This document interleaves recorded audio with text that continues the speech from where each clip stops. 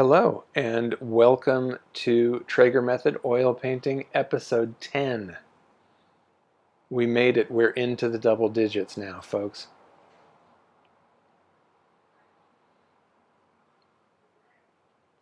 If you hear noise in the background, it's because the plumbers are back.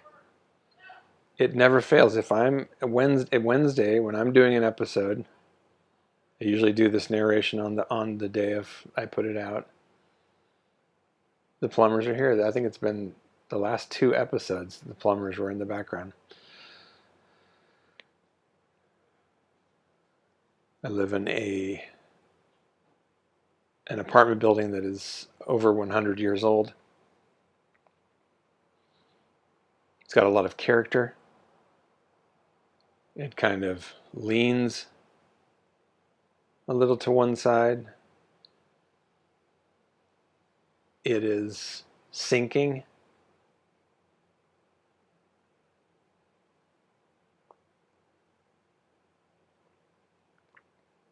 Leaning. I love this building very much. It is a wooden apartment building. It's got 4 units. One of the great drives for me to get my artwork out of here and into the world. Of course, it'd be incredible if I could make some sales and actually generate money. That would be wonderful. But also, I don't want all my work in one place. You know, I'd like to get it out at some point. Because if this place went up in flames, that would be my life's work gone. The vast majority of my life's work would be gone in a fire.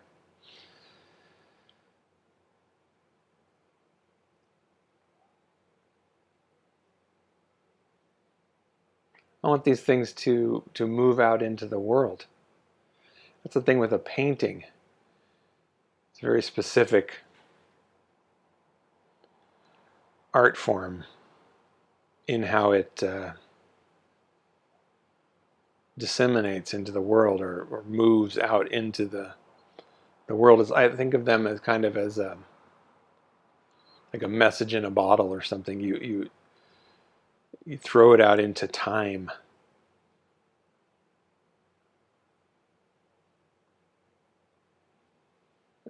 I mean, the paintings are kind of I do liken them to my children.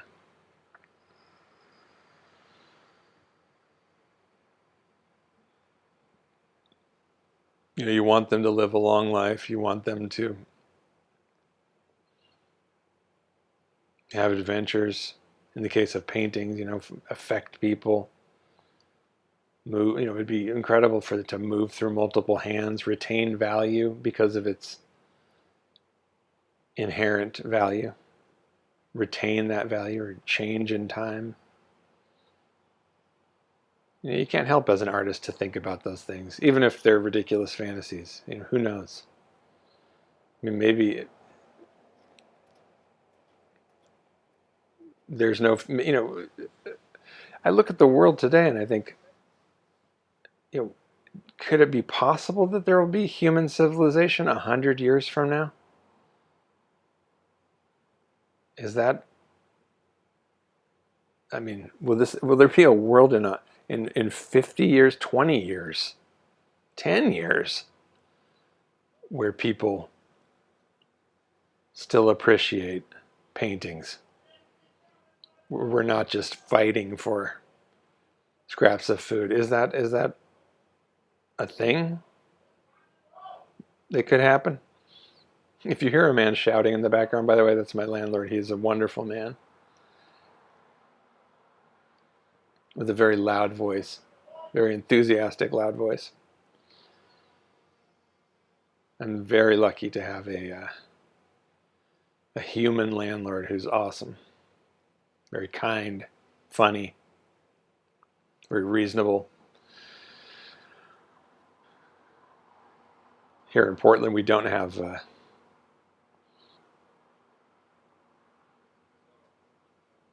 rent control. He could double it tomorrow if he wanted. He doesn't, obviously.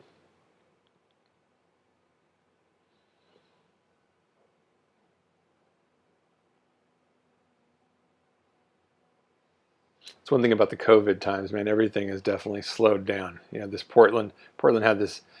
There was this low-level panic at all times in Portland in the past 4 or 5 years, where rents just go up and up and up, and there's just more and more building, and everything gets more expensive, and you just feel the knob being turned up. Like Portland's going to be San Francisco. Nobody who's not rich, nobody who's not corporate connected can possibly live here. Nobody who's not independently wealthy, nobody who's not a trust funder. It's coming. Get out. That all seems to have slowed, or is just not an issue anymore now that everything's the way it is.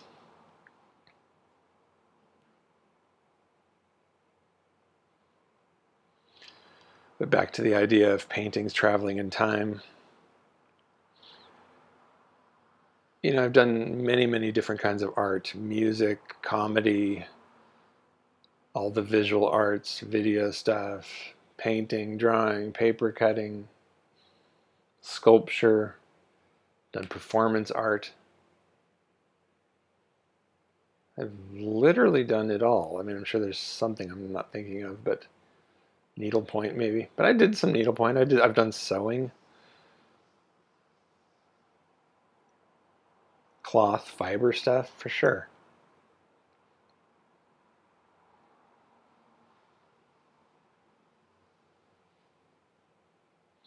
And they all exist differently outside in the world. You know, when you write a song,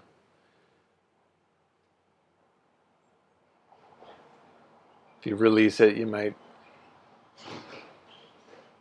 you know, you don't know how that's going to affect people.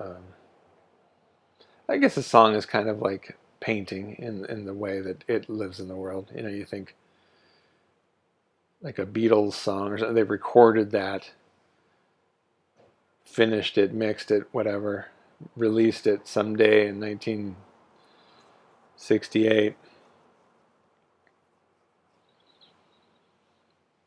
And here in the year 2020, I'm in a store and I hear it playing. You know, that's and it'll change, you know, as you change, like the song changes in relation to the circumstances.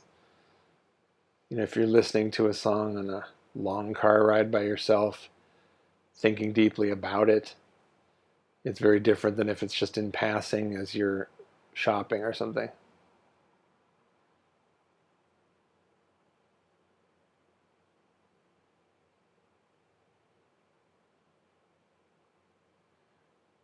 A painting, you put one out, you know, say you're you're not a well-known artist. You're,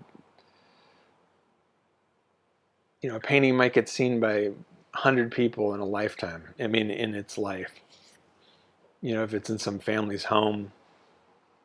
But you know, like a painting in a home, I think, well, that's very exciting. And the idea that like a child might grow up with a painting in their house from birth to, you know, their teenage years. Oh yeah, that painting. I mean, we had pieces of art in my houses growing up. Not even original art, but like, you know, prints and things that I made a big impact on me as a kid. There's objects in my mom's house that she's had my entire life. It still has to this day, and those objects become a part of your life. And it would be very exciting to have my paintings or any of my artwork living in a house with a family or a person. Then you think of these works of art that travel hundreds of years through wars and revolutions, collapses. So I try and hold out some hope that there will be human civilization in the future, with climate change,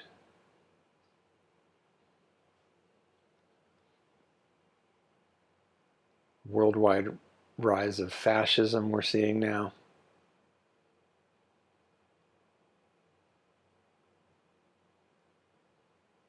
I mean, I could list all the factors. I mean, you know.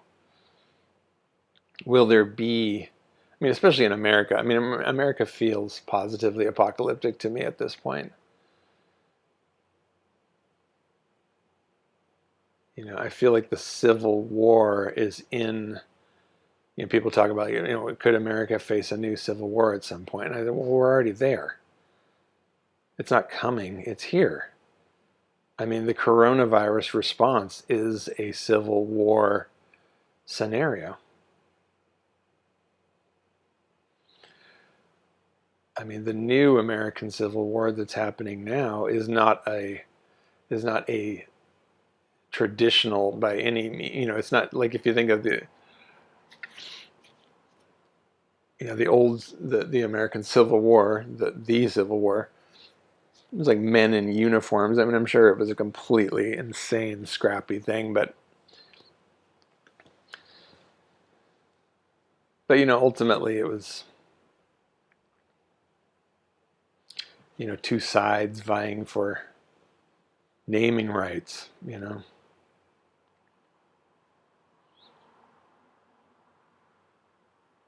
policy, quote unquote, decisions, whether or not to own people,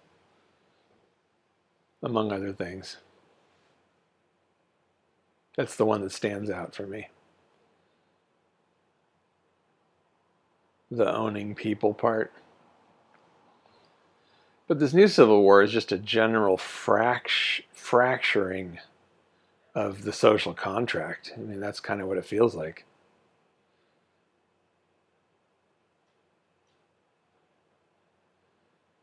It's literally just like a war on ourselves, orchestrated by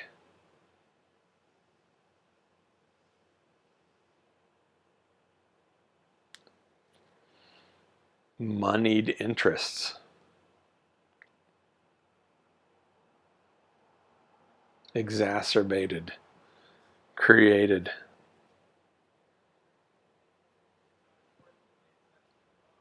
And I mean, the Trump crime family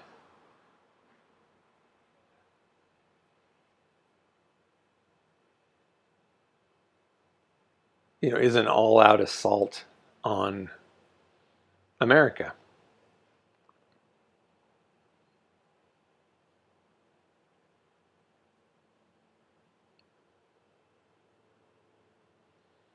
The coronavirus catastrophe in the United States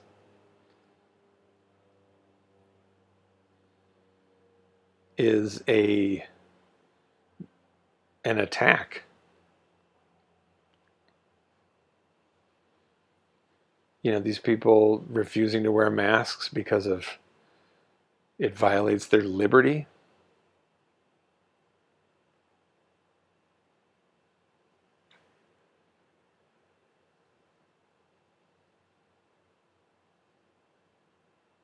For instance.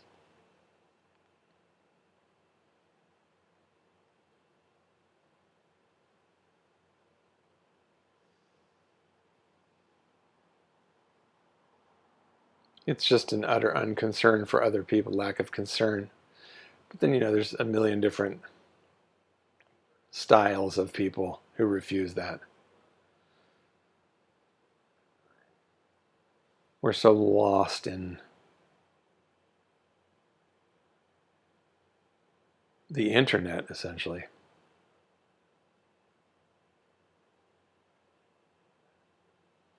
The internet has driven us completely and crazy, the human race. And definitely has driven America insane.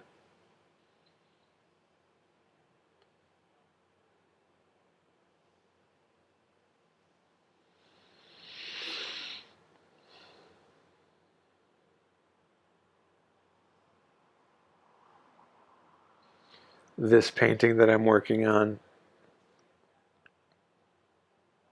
And I feel right now I have a really strong urge to stop recording and start over. Because I feel so inarticulate, like I'm just rambling incoherently. Like this has no.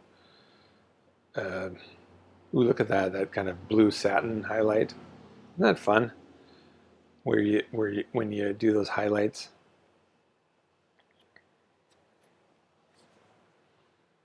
It's very pleasing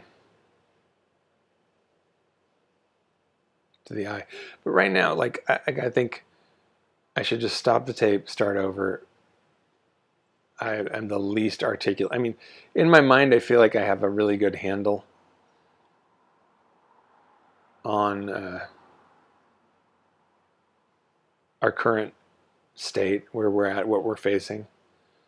But then I go to speak about it, and I just go, I don't know, the internet's weird, and people are going crazy, and it's a civil war, and there's my painting, and I'm worried my paintings aren't going to have a future. I'm worried about my paintings returning to school next fall.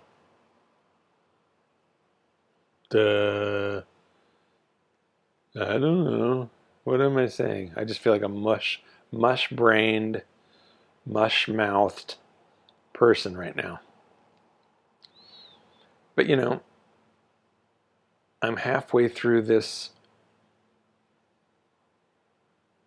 episode, and I can turn that around right now. We can get sharp. I can make a point. I can pull this together and have this resonate. I can do that.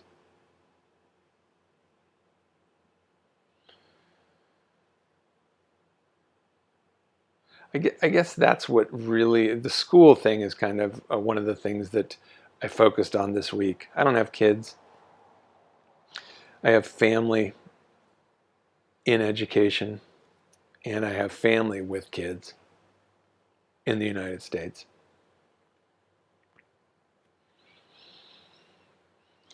And just the fact that there's no plan whatsoever for schools, just this imbecile saying open the schools no matter what, just open them.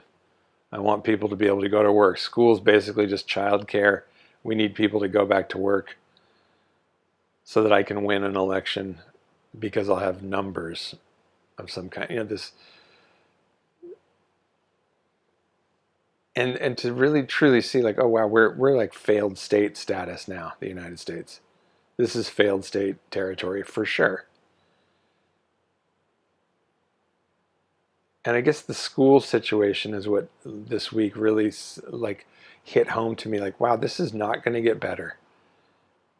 This coronavirus situation, it's not going to be getting better anytime soon. And in fact, it's going to be getting much, much, much, much worse. And heading into this November election, how is this not going to be just utter chaos? And, you know, I mean, you hate even saying stuff like, I can't imagine there's not going to be shooting in the streets. You hate to say that. But again, with America, you go, there's been shooting in the streets. I mean, we've been in a civil war for all kinds. I mean, I think of like the Las Vegas shooting as a civil war event. Even though that guy, you know, Stephen Paddock, like he didn't, you know, profess any political stance. You know, he seems completely enigmatic. He's just an agent of chaos, somebody who just wanted to see death and destruction. Didn't seem to even care about who his target was. And that to me is civil war. That's the modern style of American civil war, is like mass shootings and stuff. Just this, it's a civil war of not so much of ideology as just, you know, it seems to be one of ideology. You know, you have these right-wing people with quote-unquote right-wing, quote-unquote conservative people, but, you know, there's such a crazy mishmash on that side, on all sides, mishmashes of beliefs and religiosity and racial mythology and economic tribalism, and it just goes and goes.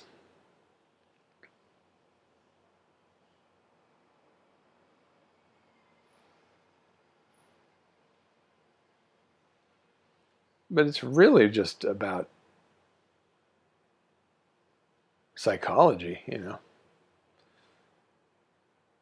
the authoritarian mindset, the agent of chaos, that the Joker mindset. I mean, amongst like white supremacists, there's like a subset who call themselves accelerationists. They're people who just want to, these boogaloo movement guys who just want to push the thing over the edge. And I understand that impulse in one way. I mean, I'm not, of course, I'm not at all saying like I understand their motives or what they're, or agree on any level with any. I mean, literally the opposite. I want peace and love, But I understand the accelerationist thing in the sense that like it does feel inevitable to me. I hate to even admit it, but it feels inevitable to me that this country is going to completely fall apart. I'm probably wrong. I hope I am. I really hope I am. Because, I realize I grew up a Gen Xer, punk rocker, listening to, song after song about nuclear war coming and the world ending. And, I am very much on the gloom and doom spectrum of thought when it comes to political life. Um,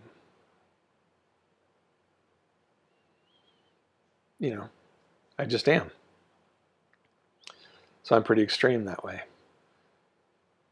But I'm also a person who spends a lot of time reading and, analyzing, listening to voices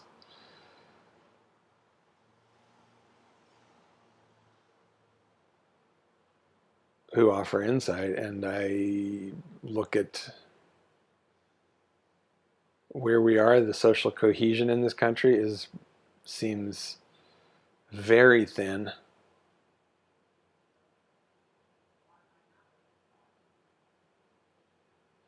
And as this economic fallout just intensifies under a regime that has no care for average people, I mean, couldn't care less, I think is generous, would be generous, a generous way to describe this regime's approach to people, to average Americans. There's the painting. That's looking pretty good. That's looking pretty sharp.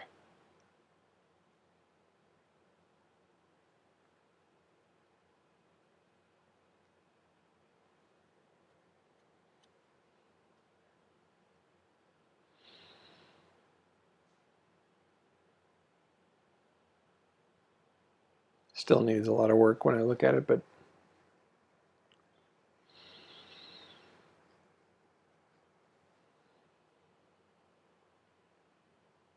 I'm going to work on it a lot more.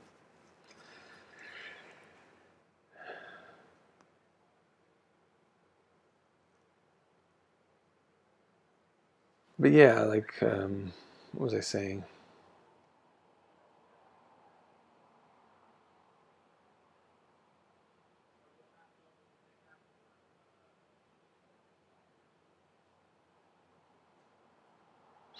I guess I'm just saying, like, yeah, I think we'll be surprised at where we'll find ourselves. Like a year from now, we'll be living in a utterly transformed world.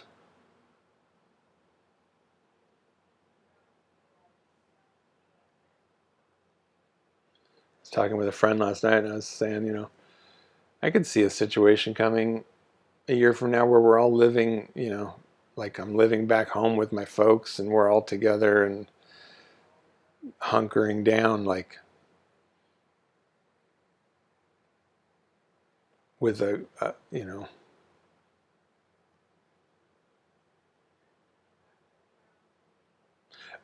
Okay, right now I'm really, again, just fighting the urge to stop the recording and start over.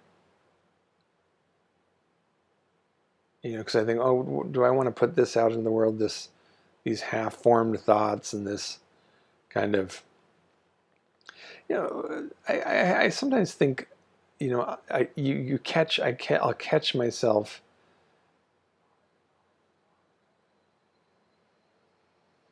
like, what's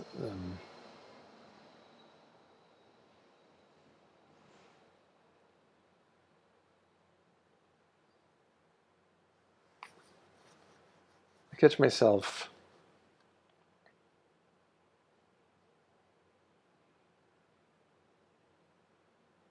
thinking like magical thinking is what I'm trying to get at, where I think like if I say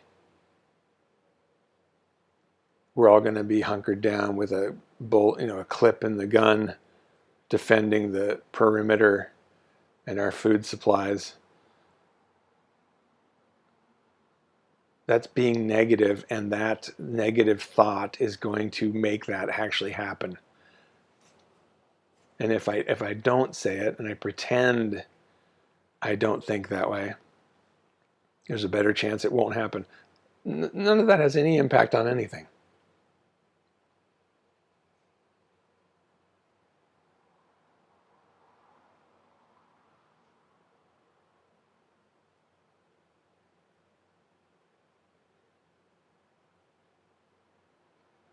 People will be talk. I'll be talking. I talk with friends all the I talk with friends all the time about this stuff.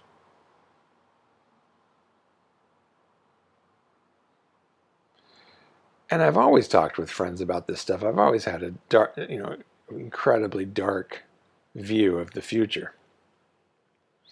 It's a little disconcerting nowadays to find that my friends and family members who didn't grow up in the punk rock, the world is going to end subculture, nuclear war is inevitable subculture, are now starting to um,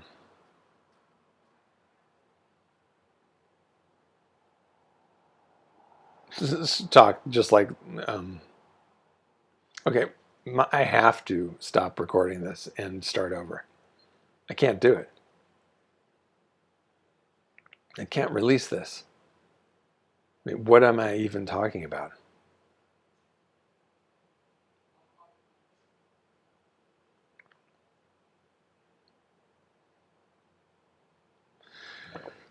Maybe I can save it in this last few minutes.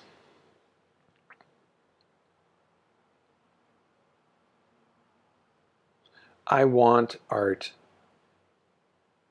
to survive. I want culture to survive. I want people to survive. I'd like a civilization to survive. I'd like it to be a lot better than the one we're living in now. And these cycles that happen, civil wars, revolutions, upheavals, they